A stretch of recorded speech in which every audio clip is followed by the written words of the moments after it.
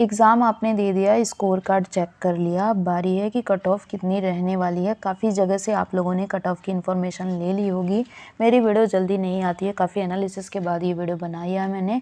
पूरी एनालिसिस आपको समझाने वाली हूँ, तो वीडियो को लास्ट तक ज़रूर देखें।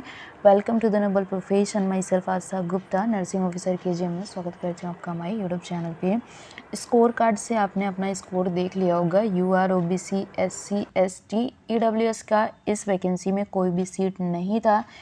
इसका जो कट ऑफ होने वाले हैं, मैं प्रीवियस जो वैकेंसी है ना 2022 का, उसका रिज़ल्ट, उसकी वेटिंग लिस्ट और उस रिज़ल्ट से मैं इस वाला जो वैकेंसी था, ये वाला वैकेंसी था, उसके रिज़ल्ट का कंपैरिजन करूँगी कि कितनी आपकी कट ऑफ होने वाली है। और एक चीज़ मैं बता दूं कि डॉक्यूमेंट वेरिफिकेशन के लिए SGPGI डबल सीटों पे कैंडिडेट्स को बुलाता है और SGPGI ना बहुत अच्छी वेटिंग लिस्ट भी क्लियर करता है। 252 सीटों पे पुरानी वाली वैकेंसी थी और उसमें मैं आपको एक चीज़ बता दूँ, आपको यकीन नहीं होगा कि 100 से ज़्यादा की वेटिंग लिस्ट उन्हीं सीटों पर आई हुई थी जिनका डॉक्यूमेंट्स वेरिफिकेशन डबल सीटों पे हो रखा था। उनमें से ही कैंडिडेट्स को सेलेक्ट किया गया था दोबारा वाले लिस्ट में। तो कहीं ना कहीं ये वीडियो आपके लिए बहुत ही ज़्यादा हेल्पफुल रहने वाली। सबसे पहले मैं कंपैरिजन करूँगी कि प्रीवियस वाला जो पोस्ट था, आप पूरी चीज़ को ध्यान से समझना। जो चीज़ आपको नहीं समझ में आएगी तो कमेंट सेक्शन में बताना, मैं वहीं आपको रिप्लाई दे दूँगी। सबसे पहले आप देखो, इस बार की जो वैकेंसी थी ना, वो भी पहले वाले पोस्ट की तरह ही थी। 252 सीटों पे पहले वैकेंसी थी, 260 सीटों पे अभी की वैकेंसी थी।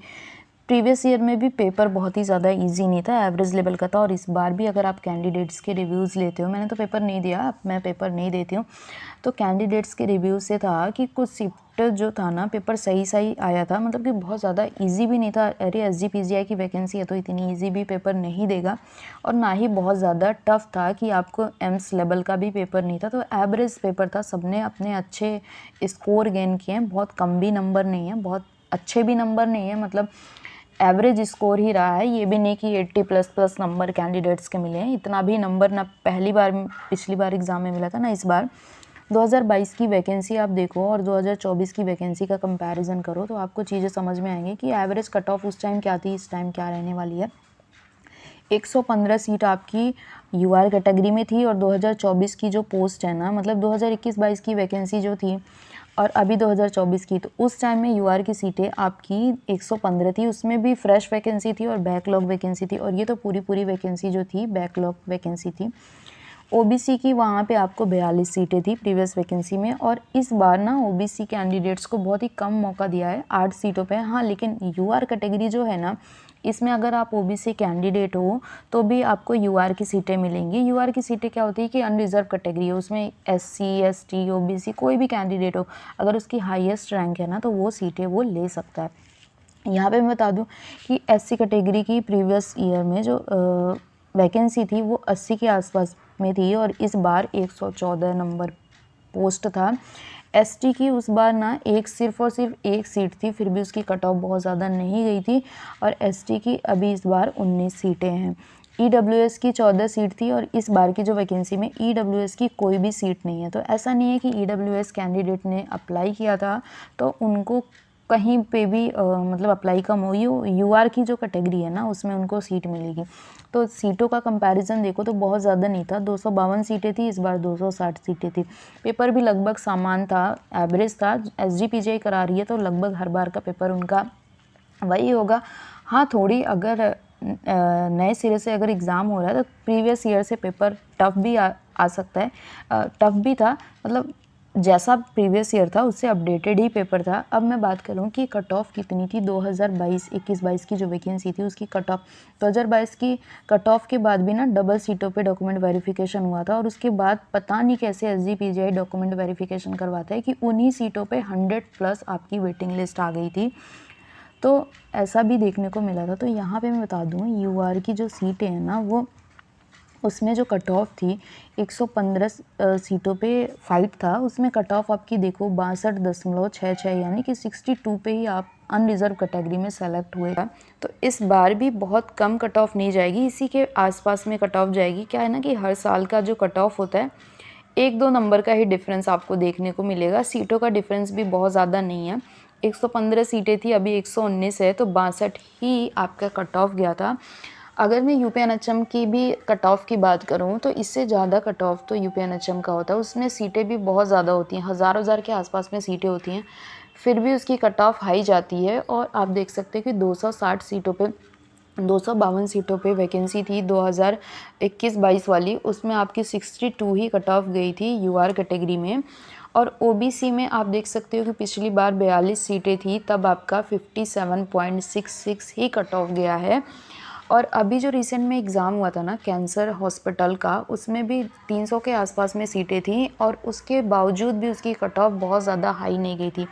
अनरिज़र्व कैटेगरी में सारे कैटेगरी के कैंडिडेट्स आएंगे, जिनका रैंक ज़्यादा होगा, जिनका नंबर ज़्यादा होगा, वो सारे कैंडिडेट अनरिज़र्व में आएंगे। ओबीसी कैंडिडेट जो कह रहे थे कि मैम हमारी सीटें तो सिर्फ 8 सीटें हैं, तो ऐसा नहीं है। 8 सीटों के अलावा भी यूआर की सीटों को काउंट किया जाता है, क्योंकि यूआर में सारे कैंडिडेट जो भी जिनकी नंबर ज़्यादा है, जनरल के कैंडिडेट नहीं, यूआर मतलब होता है अनरिज़र्व, सारी कैटेगरी के जो सबसे ज़्यादा नंबर वाले होंगे वो यूआर कैटेगरी में भरेंगे। तो इसमें आपका ओबीसी का 57.66 कट ऑफ था सिर्फ और सिर्फ 42 सीटों पे। तो इस बार भी ओबीसी का उससे ज़्यादा कट ऑफ जाएगा, क्योंकि सीटें पिछली बार 8 थी, इस बार 42 है। कहीं ना कहीं नंबर ऑफ़ वैकेंसी, सॉरी उस टाइम में 42 थी, इस बार 8 हैं, तो कहीं ना कहीं नंबर ऑफ़ वैकेंसी कम है। तो आपका 60+ कट ऑफ जाएगा ओबीसी में। अगर 60 के आसपास होना तो चांसेस है आपका होने का। डबल सीटों पर डॉक्यूमेंट वेरिफिकेशन एसजीपीजीआई करवाता है। और उसके बाद साल भर के अंदर दोबारा से वेटिंग लिस्ट भी आ गई थी हाफ सीटों पे। 252 सीटें थी, उसके अलावा भी जब सेकंड वाली लिस्ट आई वेटिंग में ना, उसमें भी 100 से ज़्यादा वैकेंसी पे वेटिंग लिस्ट आ गई थी। कहीं ना कहीं एसजीपीजीआई ना डॉक्यूमेंट वेरिफिकेशन में एक एक बारीकियों को ऐसे चेक करता है कि मैक्सिमम कैंडिडेट्स को छटनी में बाहर कर देता है। तो जिन लोग का भी सिलेक्शन हो रहा है, मैं एक चीज़ बता दूं, अपने डॉक्यूमेंट्स ना पहले से तैयार करके रखो। कोई भी डॉक्यूमेंट्स में कोई भी मिस्टेक नहीं होनी चाहिए, चाहे वो रजिस्ट्रेशन से रिलेटेड हो, चाहे वो आपके डॉक्यूमेंट्स में कोई कमी हो, तो उसको पहले से आप कंप्लीट कर लीजिए। एक्सपीरियंस वगैरह सही से ढंग से बनवा लीजिए। एससी की बात करूँ तो एससी में 80 सीटें थी पिछली बार, अभी तो 114 सीटें हैं। कहीं ना कहीं नंबर ऑफ़ वैकेंसी बढ़ी है, तो आपका जो कट ऑफ है वो नीचे ही जाएगा। 47 तो पिछली बार कट ऑफ थी, और ऐसी कैंडिडेट्स की कट ऑफ ओबीसी ईडब्ल्यूएस से नीचे ही रहती है। तो अगर आपका 60+ सिलेक्शन ओबीसी पे हो रहा है ना, तो मान के चलो अगर 45 नंबर के आसपास में हो एससी में, तो आपका सिलेक्शन हो जाएगा, श्योर है। और इतने नंबर अगर आप कमेंट बॉक्स में बताइएगा कि आपके कितने नंबर है, तो कमेंट सेक्शन से ही आपको पता चल जाएगा कि हाँ कौन से कैटेगरी का कैंडिडेट है और कितना नंबर है। तो आपको एक आइडिया हो जाएगा कि कितने लगभग कैंडिडेट्स हैं जो एससी कैटेगरी में कितने नंबर पाए हैं, ओबीसी में कितने पाए हैं। तो ऐसा। अब मैं एसटी की बात करूँ तो पिछली बार सिर्फ एक वैकेंसी थी, उसके बाद भी आपका 53 नंबर कट ऑफ गया था। 53 पे आपकी मेरिट सिमट गई थी। और यहाँ पे एसटी की तो सीटें अभी इस बार 19 के आसपास में है। तो अगर 50-52 के आसपास आपका नंबर है ना, तो एसटी में आपका सिलेक्शन हो जाएगा। एसटी का कट ऑफ बहुत कम जाता है। कई बार ऐसा होता है ना कि एसटी के कैंडिडेट्स नहीं मिलते हैं और उनकी सीटें भी खाली रह जाती हैं। बैकलॉग की वैकेंसी है तो जाहिर सी बात है कि ये प्रीवियस ईयर में जो वैकेंसी आई थी उसकी सीटें खाली रह गई हैं, तो कैंडिडेट्स नहीं मिले हैं। और कैंडिडेट्स मिलने के बाद भी ना छटनी हो रखी है बहुत ज़्यादा, या बीच में बहुत सारी कैंडिडेट्स हैं जो अपनी पोस्ट छोड़ के चले गए हैं। तो ये सारी चीज़ें भी हैं। ईडब्ल्यूएस की इस बार कोई भी सीट नहीं थी। पिछली बार 14 सीटों पे था, तो 55 के आसपास कट ऑफ गई थी। आप देख सकते हैं कि ओबीसी के आसपास ही कट ऑफ गई थी ईडब्ल्यूएस की। इस बार कोई सीटें नहीं है, तो इसका डिस्कस करने का मेन कोई मतलब नहीं है। तो अगर ये जो कट ऑफ है ना, इसके आसपास में आपके नंबर हैं, तो सिलेक्शन होने के चांस हैं। और आप डॉक्यूमेंट वेरिफिकेशन से पहले या फाइनल लिस्ट निकलने से पहले डबल सीटों पे डॉक्यूमेंट वेरिफिकेशन होता है। जैसे कि 260 सीटें हैं ना, तो आप मान के चलो कि 500 के आसपास, 600 के आसपास जो होगा डॉक्यूमेंट वेरिफिकेशन आपका होगा डबल सीटों पे। और उसको जो लिस्ट होगा ना, वेटिंग लिस्ट पूरी बना के रख लेता है एसजीपीजीआई। और साल में जब भी लगता है कि सीटें खाली हो गई हैं या फिर बहुत सारे कैंडिडेट डॉक्यूमेंट वेरिफिकेशन में बाहर हो गए हैं, तो उन्हीं डॉक्यूमेंट वेरिफिकेशन जिनका होता है उन्हीं लोगों को दोबारा से बुलाया जाता है तो ऐसी चीज़ें हैं। और एक चीज़ मैं बता दूँ, एसजीपीजीआई का ये वाले वैकेंसी में अगर आपका सिलेक्शन नहीं हो पाता है तो बिल्कुल भी परेशान होने की ज़रूरत नहीं है। 1400 पोस्ट वाली अच्छी खासी वैकेंसी तो आने वाली है। तो सारा पैटर्न देख लो आप, 2022 का पैटर्न देख लो और इसके पहले जो बैक टू बैक एसजीपीजीआई ने एग्ज़ाम कराएँ उसका पेपर सॉल्व करो। आने वाली वैकेंसी के लिए अच्छी खासी तैयारी करो। एक चीज़ बता दूँ कि यूपी की सर्वश्रेष्ठ संस्था एक ऑटोनॉमस मेडिकल कॉलेज है जो आपके एम्स के टक्कर का है। तो जिन लोगों का एम्स में सिलेक्शन नहीं हो पा रहा है तो बिल्कुल भी एम्बैरेस होने की ज़रूरत नहीं है, बिल्कुल परेशान होने की ज़रूरत नहीं है। एसजीपीजीआई, आरएमएल और केजीएमयू जैसी संस्था जो है ना, वो ऑटोनॉमस मेडिकल कॉलेज ऐसे मेडिकल कॉलेज है जो आपको एम्स के बराबर सैलरी देते हैं, फैसिलिटीज़ देते हैं। और एसजीपीजीआई तो उसमें नंबर 1 है। जिनका भी सिलेक्शन होता है कहीं ना कहीं बेहतरीन जगह है। आपको अदर मेडिकल कॉलेज में आप काम करते हैं तो वहाँ पर नर्सिंग अलाउंस नहीं मिलता है और भी बहुत सारी सुविधाएं हैं जो नहीं मिलती हैं।